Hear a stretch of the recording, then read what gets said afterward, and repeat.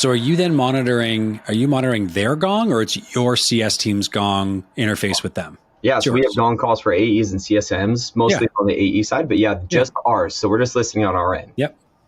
That's brilliant. I love this. And so actually, let's talk about the kind of AE, AM modality too, right? Because we talked about obviously the idea of how to measure and how to look at it. Yeah. The other kind of hot topic right now that I know you're passionate about is alignment and like enterprise value and all these fun terms the industry loves to use.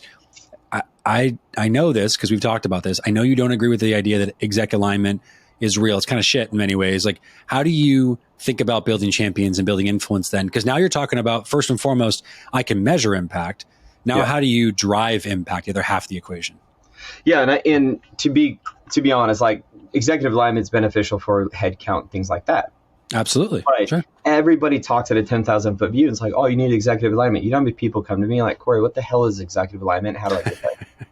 And I'm like, let's play a wiki page. Go create a wiki page. That's the first step in that. And I'm like, totally agree. And it's because nobody's talking about the tactical side of the house. And the way that I've always done it has always been the same way that I was when I was an AE. It was always bottom up.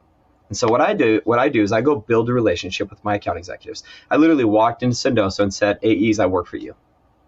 How can I help you shorten your sales cycle, increase the size of your deals, and obviously close at a faster rate?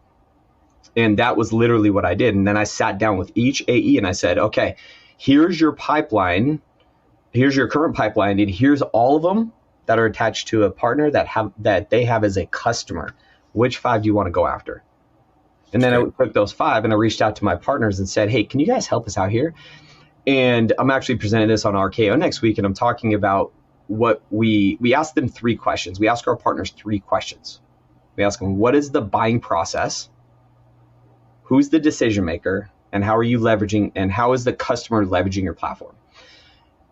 If an AE or an SDR walked into an opportunity with those 3 questions, they would have way more conversations and way more at-bats. They win more deals. Yeah, absolutely. Exactly. So I create champions, partner champions within the organization from the bottom up. SDRs, AEs, and then I work with the CSMs from a churn perspective, get them stoked about it. And within 30 days, our individual leading sales said, Cory, what are you doing?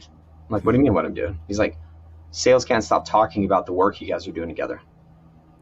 I already have it. Boom. Executive alignment. Value. Done. Right? And that's the whole idea is if I can build it from the bottom up and then we can see the success metrics and I can track that, then at that point in time, it's a matter of saying, this is all we're doing. We're touching this much revenue. Why we have a chance to expand. So I get my executive alignment by building my champions internally to talk about us without stroking their ego, without trying to get them to do it. They're just naturally talking about us.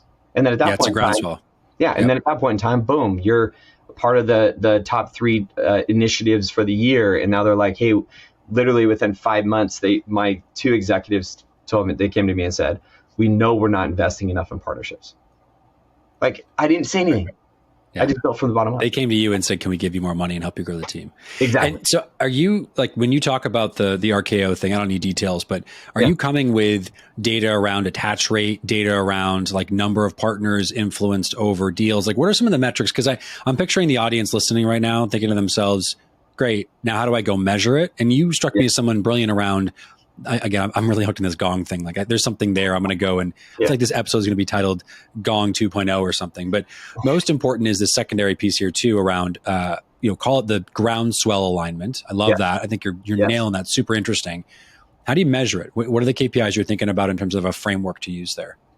Yeah, so there's a couple of ways that you can measure it. One is we're actually going to put a button that's right now. This is kind of forward thinking. We're putting a button in Salesforce that's going to say get partner help. Very cool. So as soon as they click on it, sends me a notification. We track it based on Slack as well. When we connect them, we have about 25 active Slack channels with our partners that are literally back and forth. They'll hit us up saying, hey, we're deep in a conversation. Can you guys help? And vice versa. So we track there. In addition to that, I'm getting all of my AEs trained on Crossbeam and Reveal. And so I can now track adoption logins and I can compare that to revenue. And I can say, interesting, our number 1 revenue generator is the highest user of Crossbeam or is the highest user of this button.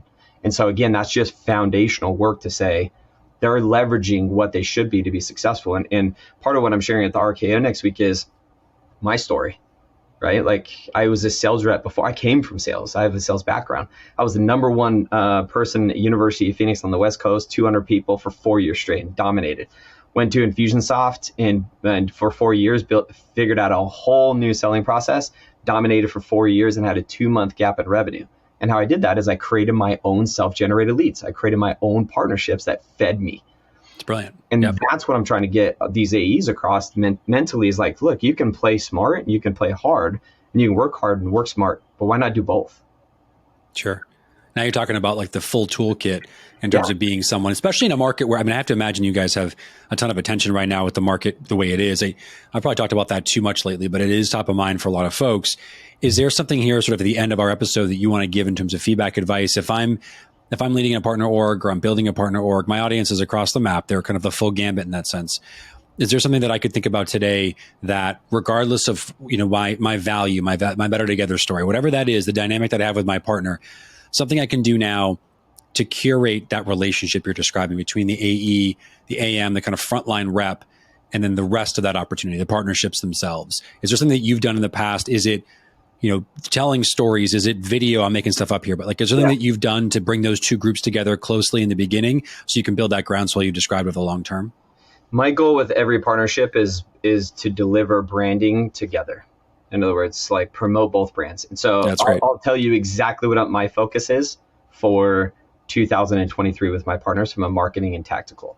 So I've been doing this for the last couple of years, and it's basically taking a 60-minute webinar.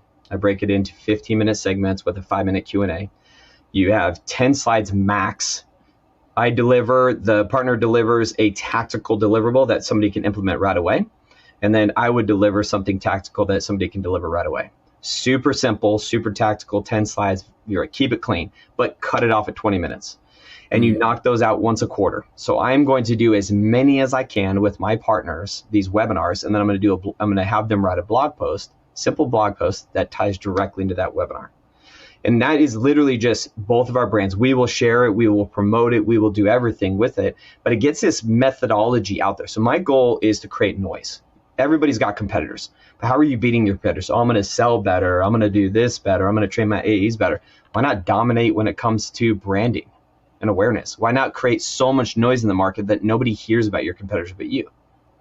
That's my goal. Right. And I can't rely on marketing to just do that. It's not just their job. It's my job too. And so I'm going to do that with my partners and literally just have them go crazy on the marketing side. And what's great about it is I don't really need marketing's involvement on these webinars because they're literally 15 minutes. I'm just taking slides from other presentations and dropping them in there. And the partner's driving it.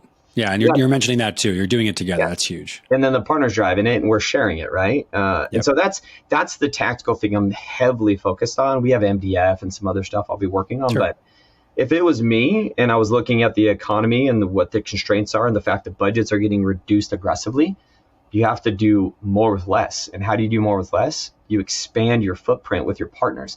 You can't just go and be like, I'm going to do these 2 events. Why not do 10 events, but split the cost with 3 partners? And so it's kind of that methodology is like bring them in and make them part of your family because they are an extension of your teams. So, yeah. What a great way to end it. An extension of your team. And this has been a lot of fun, Cory. I've really enjoyed our conversation.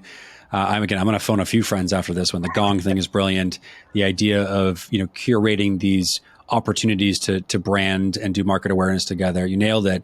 If folks want to follow up, they want to get in touch with you, where do they find you on the internet? Easiest way to find me is on LinkedIn. It's just Cory Snyder on the hashtag. So it should be pretty easy to find me. And yeah, if feel free to reach out, send a message. We'd be happy to help. Even look at your partner programs for you and see if you're aligned. Brilliant. I love it, man. Again, it's been a lot of fun. Folks, remember to like and subscribe. We appreciate you listening, checking us out. Until next time, take care.